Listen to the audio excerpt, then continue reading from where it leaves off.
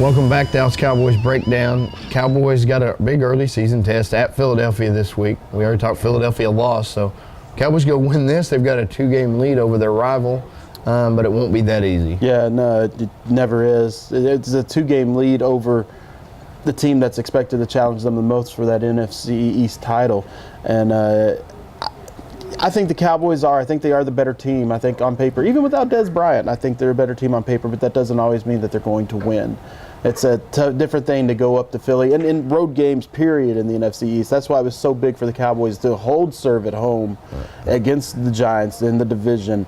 That's a big deal. And now they can, I don't want to say they can afford to lose to Philly, but truthfully, that is kind of how it is. And Philly really came after the run game last year. Yeah. And they didn't double Dez Bryant much at all. Just put the guy out there on an island. And now they don't have to do that with Dez. I can't imagine that they're going to give a lot of help on Terrence Williams. I think they're going to make it really difficult for the Cowboys to have those running lanes. Yeah. Now, the Cowboys held up with great pass protection for the most part last week. But do you see where are the Cowboys going to find like 24 points if the run game's not breaking anything? Yeah, I think you can go a little more vertical. Maybe it was a lot of the underneath stuff. That's what Dallas did against the Giants. They killed them with the underneath stuff. They killed them with Lance Dunbar and with Cole Beasley when he wasn't fumbling the ball. They were hurting them with the underneath. That's why Dez Philly's Bryant going to tackle better. I think Philly's they will do tackle better. And Kiko Alonso showed he's a force in the middle of that defense for Philly. That's why they were comfortable trading off LaShawn McCoy and getting him back as the piece. It's because he can make a difference on the defense. So, and honestly, I watched the second half of Eagles-Falcons a lot more intently than I did the first half when the Eagles, from all reports, were really bad. Yeah. They were really good in the second half. And so, I don't come away from their loss thinking they're any worse. Sam Bradford started to find a rhythm. He's their new starter at quarterback, former OU guy.